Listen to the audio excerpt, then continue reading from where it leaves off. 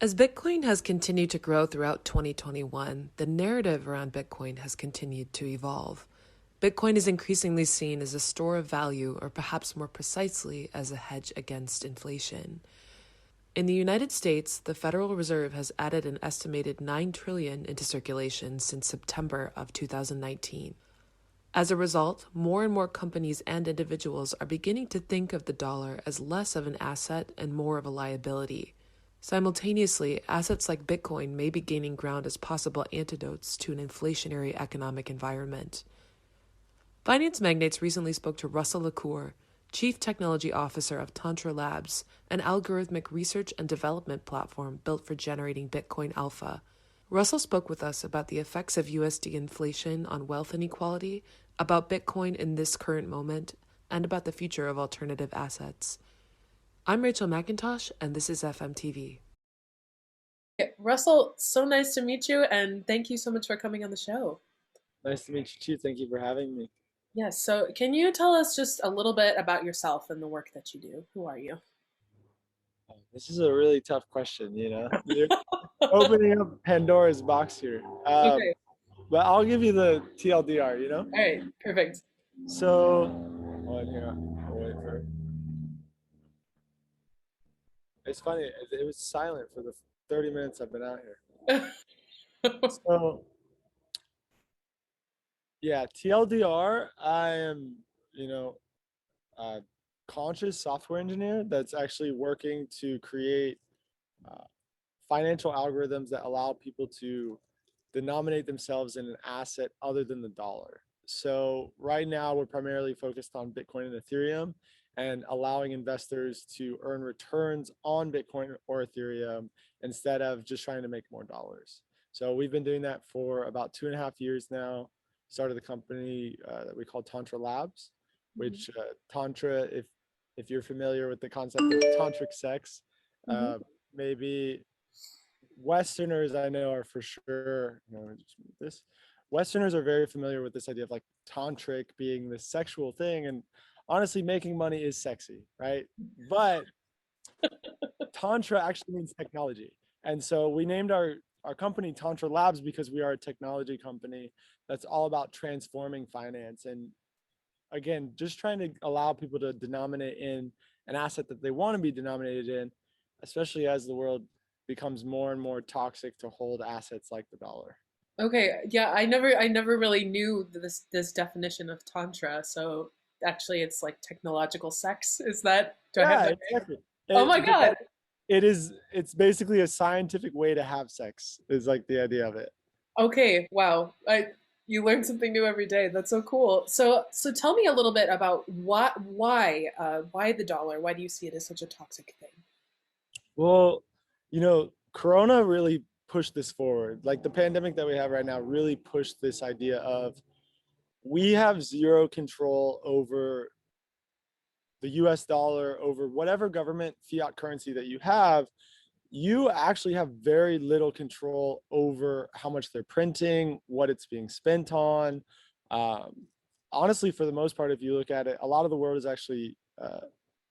I'm gonna use like conspiratorial talk really quickly. So I hope that no one at the IRS or the Fed watches your videos. But we have a lot of poverty wage in the world today, and a lot of basically slaves to the financial system, and it's been going on for decades now, where we have a low income population and a poverty wage that keeps them there, and they actually have almost zero say in that. These are people that will live their entire lives without ever investing in an asset, that will rent from the day that they're born to the day that they die, and they will never escape slavery truly to a system that they have absolutely no say in. Like, yes, they can vote for an elected official, but even the elected official isn't controlling the Federal Reserve in the United States. And so this last 18 months being a really prime example of this, we've injected trillions of dollars into the economy, and in the US in particular. So we got a $1,400 stimulus check recently. Woohoo. uh, Woohoo! for that $1,400 they actually printed $5,000, and so you only got 1,400 of it, and the rest actually went to your local government or to unemployment, to a bunch of people that you'll never meet, never hear from, and that will never help you. And to me, that is broken and so wrong. And not only did we inject all this capital into the market, but those that live in low income, that work minimum wage jobs, are directly affected, but unaware of how affected they were. So, And sorry, just because of the inflation that's been caused by this, or how are they affected exactly? yeah, because of inflation, because of real estate prices going up. I have a lot of friends that went into cash because they were scared of the market tanking. And now when you look at their buying power for the cash that they held, it's gone down tremendously. Like if you wanted to buy real estate 2 years ago, it was literally half the price that it is today because those investors that were aware of this, that saw this coming, started buying assets. But Mhm. we're not taught that in school. Even though money literally rules most of our lives, no one ever tells us that the dollar isn't an asset. It's a liability. At that, in today's environment, a toxic one. So very much want to help educate people on that. I want to help people get denominated in something other than the dollar. Okay, and also perhaps with this emphasis on people who have, as you said, sort of been wage slaves, earning, piling small amounts of dollars that immediately get spent on basic essentials in the United Yeah. States. Okay, very cool. So how does this mission that you have, how does that translate into the work that Tantra Labs is doing? Well, and this is where another part of the broken system too, when you talk about it, like we actually as a company are only able to go out to accredited investors, which in the United States, people with $2.5 million, like you have a liquid net worth, you're making over $200,000 a year. And truly, when you look at it, the SEC and these 3-4 letter organizations in the US have put barriers to entry that don't allow these working class people to have opportunities to invest in things that could benefit them. Mhm. Not saying that Tantra Labs is one of those things, but I would like to think that we are. Yeah. And everything that we're doing today is working towards allowing those individual investors to either be educated on what we're doing. So like we're putting out content, we have our own podcast. We try to write articles about, I don't know if you know who Nick Bhatia is, but he's written a few articles for us around this idea of US treasuries and bonds. And he just came out with a book called Layered Money that's all about how money and the central banking policy has evolved and why it was created and why Bitcoin is the future, because it is the perfect evolution of money for the world and not for the central bankers. Because right now, money is for the central bankers and not for us. We just like to think that we have control of it. So everything that we're doing is trying to push forward again this new paradigm of money, this new paradigm of the way that I like to think about it is living in a world that's asset backed instead of a world that's liability backed. And that's the whole concept of hard money versus like sound money versus fiat money. And I truly see that evolving, especially over the next few decades. I'm sorry the time horizon's so long. I wish it was next month, but governments don't work that fast. Yeah, exactly. It's like it's always this really interesting conversation, or like um, I don't know what the binary between like what's happening on the technology side and then what's happening on the policy side that are, Yeah. one is always sort of, well, policy is almost always behind the technological world. Yeah. Exactly. So what Tantra Labs is doing basically is providing investment products right now for accredited investors, but hopefully eventually one day for non-accredited investors as well, to get them backed by Bitcoin and Ethereum and some of these new assets, and get them to move away from something like the dollar. Is that Exactly. Exactly. fabulous? So I want to ask you a little bit about sort of where Bitcoin is at this particular moment in time, and what your thoughts are about sort of like, I guess we call it like maturation in the Bitcoin market with all of these Yeah. institutional and corporate investors coming in. What do you think that really means for Bitcoin and also for Tantra Labs? Uh, for you as a company that's trying to promote Bitcoin as sort of the default store of value. Right. Hmm. Well, it's a great question. And, you know, as I think everyone's view should be, it's constantly evolving. Like the way in which you can view this environment and the way that, uh, like, okay, how many people had on their bingo card, Elon Musk puts Bitcoin on Tesla's balance sheet in 2021? Like, I think for us, we talked a lot about, we'll see $50,000 Bitcoin by summer. We very much knew we'd be at all-time highs by the beginning of this year. Mhm. One of my partners, we have like a prophetic podcast where he called 25,000 by the end of December. And Okay. I remember just being like, you're crazy. I hoped, but I was like, okay, we'll see. Cause we were trading at 9,000 at the time. Yeah.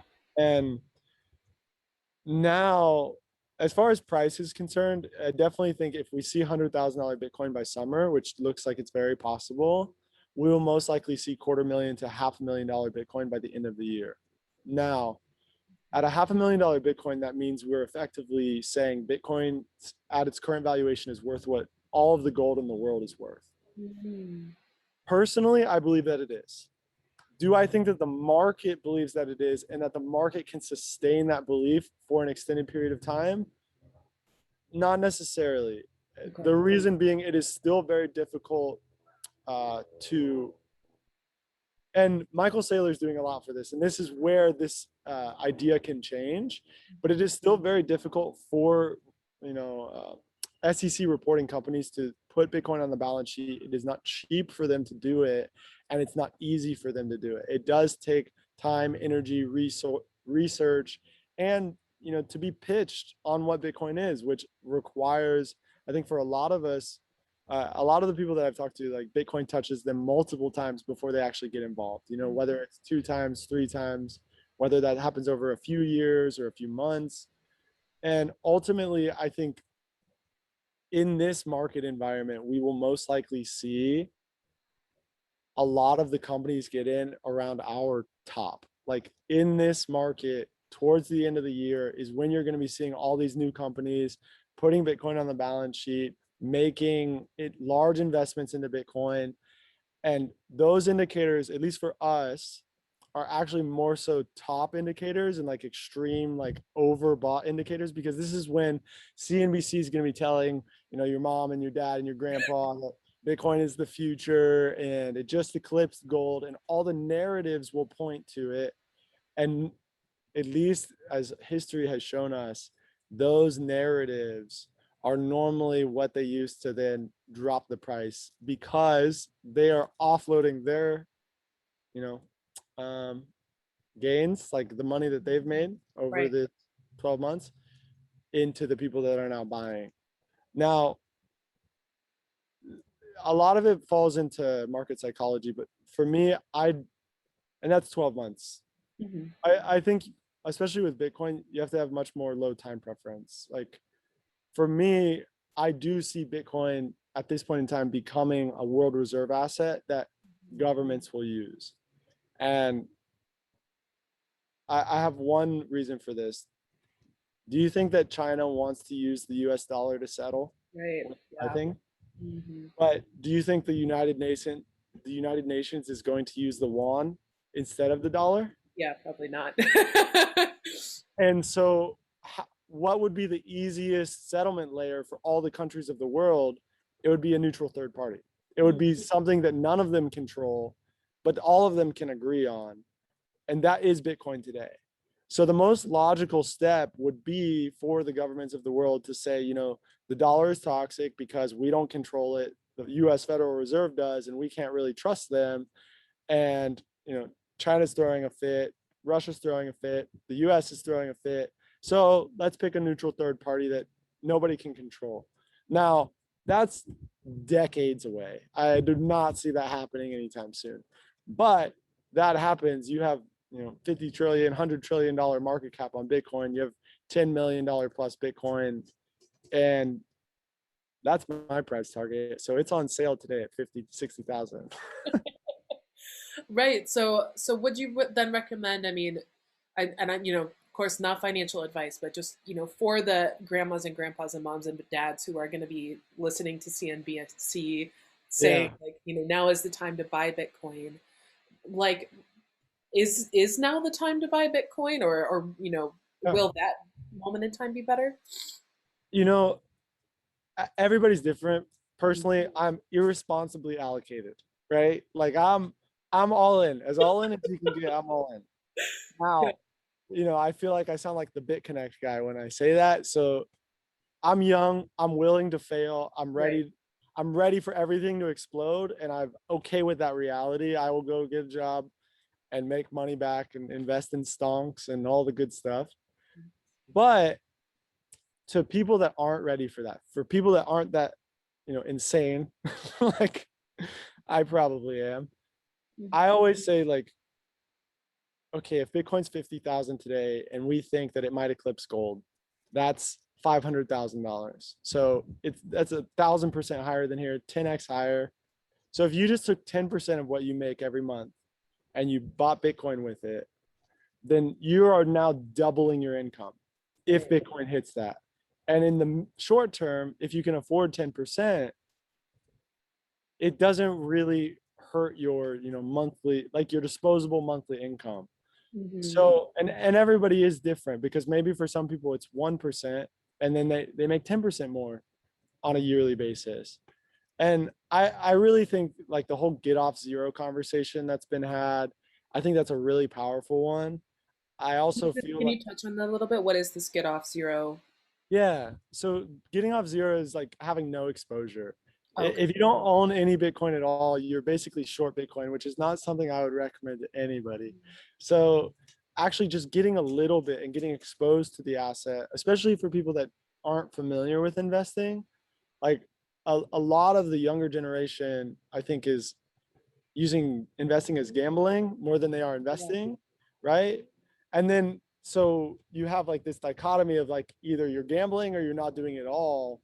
But really, just get off zero, understand what it means to put $100 in, and that $100 made you $10. Like, I mean, that's really cool. Your money's working for you. Like, take that energy and make it work for you, like do something for you. Mhm. And I think that Bitcoin it really is a good opportunity for a lot of people in today's world. um I do have a doomsday theory, though. I think that if Bitcoin works out, like if Bitcoin truly, we see $10 million Bitcoin, we see $50 trillion market cap, and we're already seeing this happen. There will not be a middle class anymore in the world. You will have extreme poverty and extreme wealth, Mhm. unless we begin to create programs to help people and educate people on investing. Because the way the world is going right now, we are separating out the difference between, what it means to have wealth versus what it means to be in poverty, and it's only getting worse right now. Yeah, especially in the United States, like the gap between rich and poor is becoming deeper and deeper for sure. Yep. One more question about Bitcoin, which is,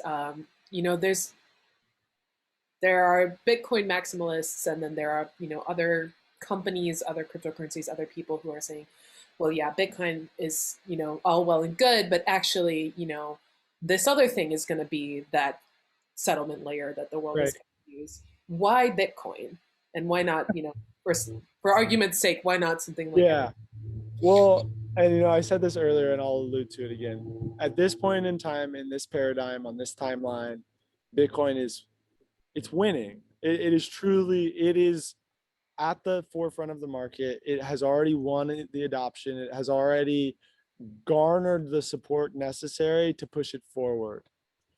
I wish that I could tell you for 100% certain that it's gonna be it, right? there? But I cannot see the future. If I could, I don't know that I would share it, and I probably would have already won the lottery, and we wouldn't be doing this right now.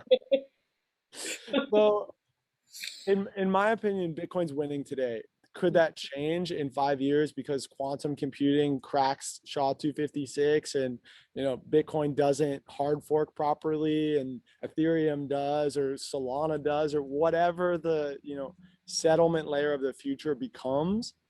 Absolutely. But today that's not the case. And Right. so, as much as, like, you have to have this 10-year vision, you also have to be paying attention to the events happening now and adjust accordingly. Like, one of our biggest things, so we do Bitcoin and Ethereum, because for us, Ethereum is almost like the test net that Bitcoin never had, where we're creating all the DeFi infrastructure. I always tell people that aren't familiar with the space, everything that your bank can do, you can do it on Ethereum without the need of a third party. And that is power. That is literally worth, trillions of dollars, even today, even with scaling issues, because of the amount of power behind that. Once you start to, do optimistic rollups, once you start to actually can create structures that allow for the smaller individual to do transactions on chain, which is exactly what Bitcoin's doing. You have a settlement happening, and then on top of the settlement, we're going to do other transactions, and then we'll throw them down. So this is happening on all these chains across the world. I think it's possible for someone else to win at some point in the future. Absolutely. Are they winning today? Absolutely not. Okay, I got you. I got you. So I want to circle back a little bit more to talk about Tantra and what you guys are doing. So can you talk a little bit, for example, about Tantra Labs trading algorithms and sort of what's unique about those algorithms and how they work in your business model? All right, I want you to listen closely because I'm gonna give a bunch of alpha here. Okay. Okay. So I started writing algorithms for stock trading about 6 years ago. And during that time, I really just didn't want to work. I didn't want to be a poverty slave, like a wage slave anymore. I didn't like that. And so I started creating bots that would work for me. And then over time, it evolved into this idea of I saw what I was doing, which um, a lot of algorithms in stocks, you basically have a rule set, right? So you say, for a simple algorithm, let's say the 10-day crosses over the 20-day. And so I want to buy. And if it crosses under, I want to sell. And so you can actually automate that entire process. You can create artificial intelligence. We use genetic algorithms that will actually come and tell you, use the 13-day when it crosses over the 46-day. And in this type of a market, that works the best on this asset. And you can automate the entire process. So all you do is click a button and the computer will come back and tell you that. So at Tantra, we basically developed a system written in Golang, which is a programming language developed by Google. It's extremely fast, and that has enabled us to we have about 50 algorithms running live right now in a portfolio that are constantly evolving and updating themselves based on the market conditions. Through time, we've also developed, market making algorithms that are providing liquidity to the market or selling option spreads, arbitrage. All different types of algorithms can be created with a underlying genetic model that allows it to optimize itself. And this is the same thing that a human trader might do, right? As you sit there and you stare at the chart, you understand like this pattern works out 60% of the time. And maybe it's intuitive and not so much like you're writing these numbers down, but intuition is really just the computer manifesting itself in a way that, maybe our logical mind can't understand. But you're seeing something, or your gut is telling you something, and it's really like it's math at the end of the day a lot of the times. So we're just creating math that makes money.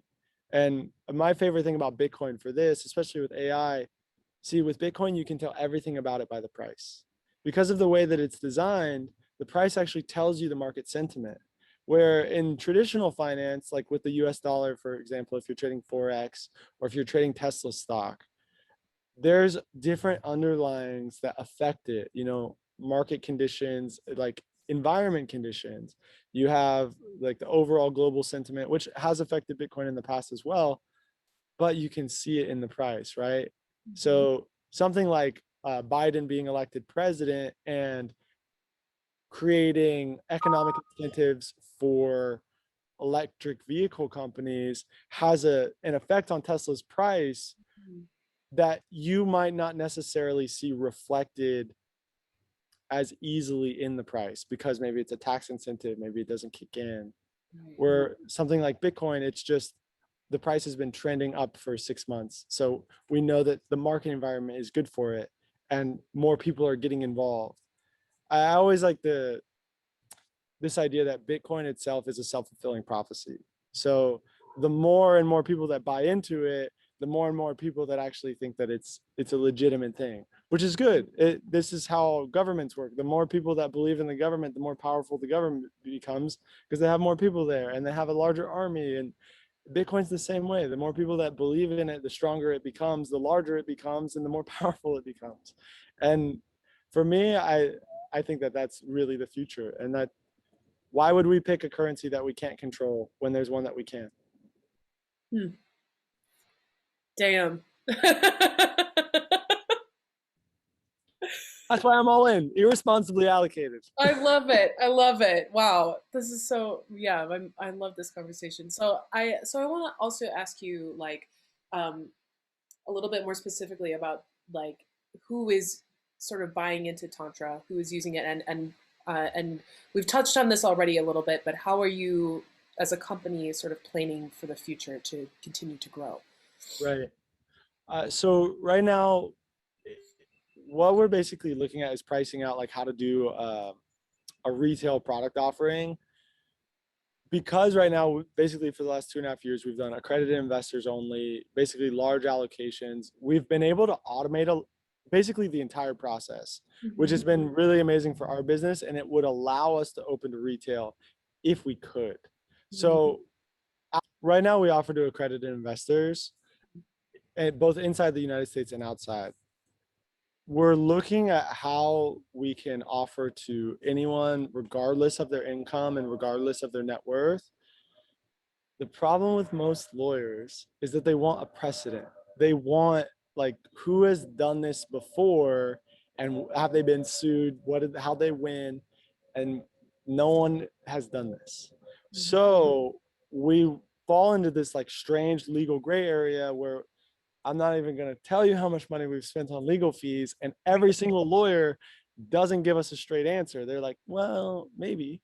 And so right now we're trying to understand, okay, how can we offer the product? Like, I would say our closest competitors are something like BlockFi or Celsius. Mhm. And when we approach a legal firm and show them like what they're doing and how they're doing it, actually the legal opinion is that they're operating in a gray area. And so the issue for us is, I don't have, tens of millions of dollars to spend on lawyers, and if the SEC comes after me. So Right. I can't operate in that gray area that BlockFi can, because they have legal counsel on deck prepared to get the door knocked on. Mhm. Sadly, I don't. Okay, that's so interesting. So I mean, unfortunately, the SEC has sort of been, what's the phrase, regulating by enforcement in the Yep. cryptocurrency space. So it is almost as though, I mean, God forbid, I really do not want this to happen, but Yeah. something like Celsius or BlockFi would have to get sued Yep. or something like that in order for, this gray area to become, black and white. Yep. Well, and see, normally, like, as far as our understanding of it is, what'll happen is they will lose people's money, or someone will, and then the SEC will come after them, and then the precedent will get set.